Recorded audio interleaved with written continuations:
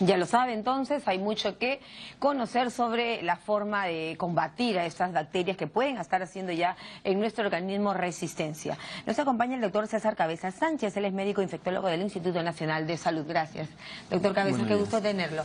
Bueno, hemos visto en las notas que hemos podido presentar cómo es que este tipo de prácticas de las personas hace que estas bacterias sean más fuertes cada día y que sean además poco resistentes a los antibióticos. Así. ¿Dónde es que se encuentran estas bacterias? Bueno, las bacterias se encuentran en el medio ambiente, pero también se encuentran en las personas, en los animales. Entonces, normalmente tenemos como flora bacteriana en el intestino grueso.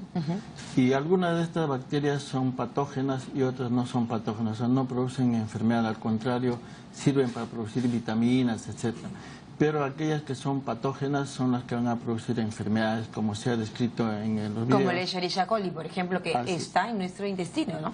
Así es. Entonces, estas bacterias, cuando son expuestas a antibióticos en cantidades pequeñas o por tiempos prolongados, va a generar resistencia. Y estas bacterias pueden hacerse resistentes a 1, a 2, a 3 o más antibióticos, y de ahí viene ese término de las superbacterias, porque son resistentes a otras. Entonces, ¿cuál es la implicancia de la aparición de la resistencia? Y que si una persona, por ejemplo, tiene una neumonía, es tratada con antibióticos, debiera curarse, pero si la bacteria es resistente al antibiótico, la persona no se va a curar, se va a complicar o se va a morir. Por un lado produce esto el aumento de la morbilidad y mortalidad de las personas, y por otro lado es más costo también para las familias, para el Estado. O para la institución, ¿no es cierto? Así es. Le preguntaba dónde están las bacterias porque uno puede decir, claro, están en el medio ambiente, muchas veces están incluso en el agua cruda que uno puede consumir, que le pasa a muchos peruanos, ¿no es cierto? Pero hablemos de los hospitales. Usted es médico y hay que tener mucho cuidado en los hospitales, en los nosocomios, los neonatos, por ejemplo. Claro, en los hospitales los antibióticos se usan en la comunidad y también en los centros hospitalarios, ¿no?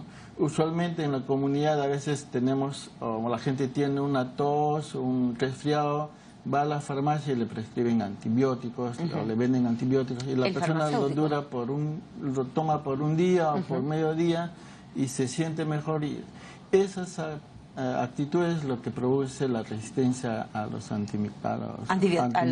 Claro que sí. Entonces es importante no automedicarse, hay que comprar medicamentos con receta médica y hay que cumplir las dosis y el tiempo en el que fue prescrito. Esas son acciones que debemos hacer como comunidad.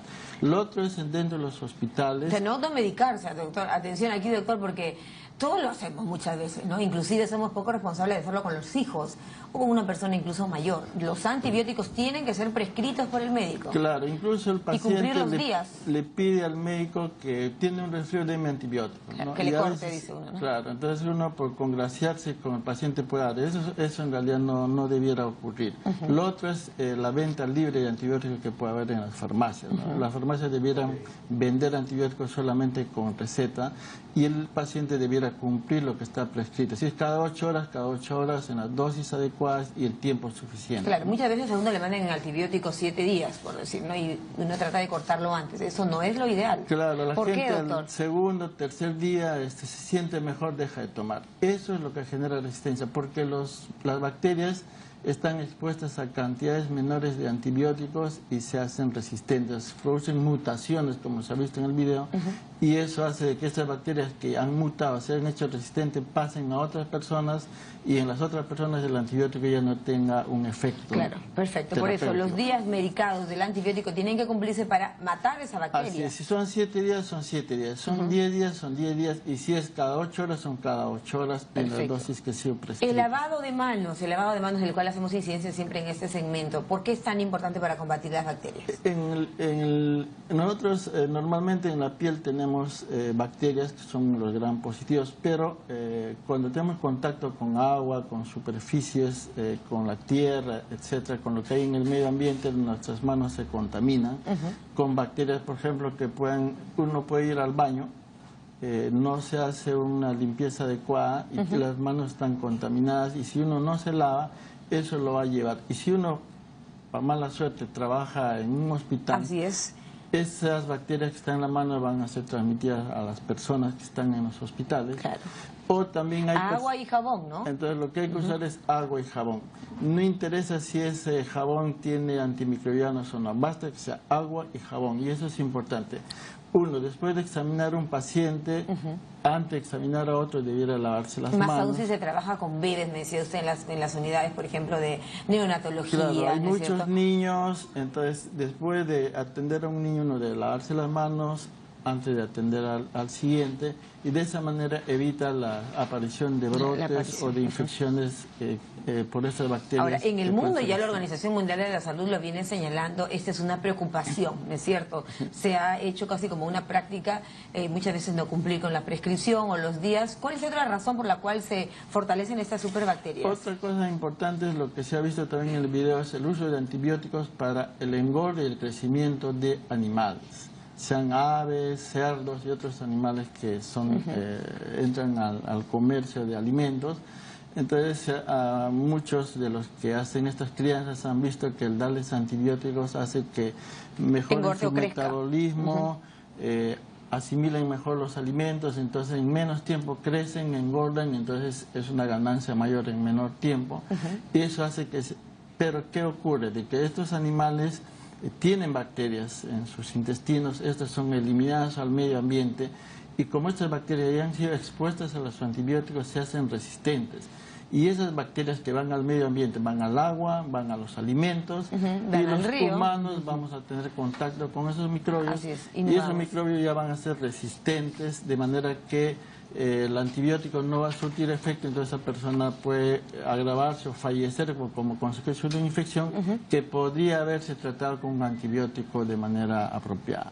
Bueno, pero esa es una responsabilidad ya directamente de los criadores, ¿no es cierto? Claro, entonces el tema de la resistencia a antibióticos tiene que ver con la comunidad, o sea, con nosotros mismos, de un uso racional de estos antibióticos, con los que expenden antibióticos en las farmacias, los profesionales que prescriben los antibióticos debieran hacer de manera responsable, en los hospitales que debiéramos vigilar y tomar las medidas para evitar la aparición de infecciones y de resistencia, y también a nivel de las otras entidades y otros sectores como agricultura, que tiene que ver también con el uso de antimicrobianos o de antibióticos en puesto para el engorde y crecimiento de animales, ¿no? Qué importante. Ahí tiene que haber también un control. Y eso en el video también se ve de que una persona que está en la India se infectó, tuvo una fractura, se infectó, se fue a Estados Unidos y falleció ahí porque había generado una superbacteria, como dicen, que tenía resistencia como a más de 26 antibióticos. ¿Y eso qué nos indica? ¿Cuándo se forma ya una superbacteria? En realidad, cuando es resistente a 3 o 4 antibióticos, ¿no? Ese es un término que claro, la persona no mejora, se le da otro antibiótico, va luego pasando y no mejora, entonces es una superbacteria, claro, ¿no? entonces ya prácticamente ningún antibiótico surte efecto y la eficacia cada vez es menor. Y el otro problema es que para tener un nuevo antibiótico no pasan 5 o 10 años. Pueden pasar muchos años para descubrir un nuevo antibiótico que pueda incrementar el arsenal terapéutico, ¿no? Entonces eso también es importante, que la industria farmacéutica, las universidades y otros grupos de investigación investiguen nuevas alternativas terapéuticas, pero estas cada vez van a ser insuficientes si es que la resistencia aparece más rápidamente como está ocurriendo. Entonces es importante también que este tema de la resistencia es un tema global, ¿no? Por ejemplo, esta persona que estaba en la India pasó a Estados Unidos y así se dispersan estas bacterias. Claro, además, perdóneme doctor la pregunta, ¿las bacterias mutan con la rapidez que por ejemplo los virus? En realidad, si se exponen a los antibióticos van a mutar en corto tiempo y por eso es importante estas medidas de prevención con el uso racional de antibióticos y todas otras medidas, pero también decir de que no solo las bacterias generan resistencia, también los virus. Por ejemplo, en el HIV hay tratamiento con antirretrovirales. Ahí también es importante el uso razonable de estos antirretrovirales, ¿no? En las dosis, en los tiempos y el cumplimiento que deben tener los pacientes para no estar usando nuevos antirretrovirales. Son más costosos y pueden ser menos eficaces si se genera la resistencia. Usted me explicaba un poco en la secuencia, primero el parásito, la bacteria y el virus. Así es. Igual de preocupante.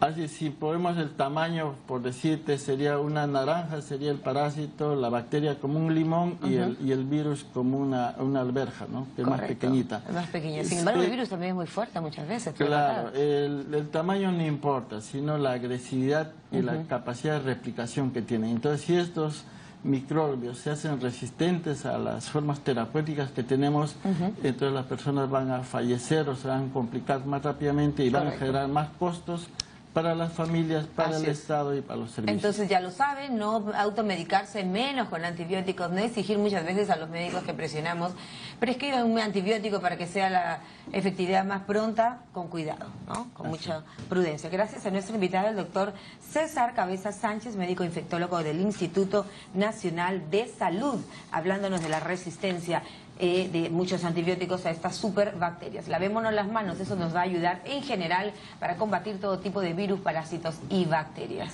Bueno, hablamos ahora de la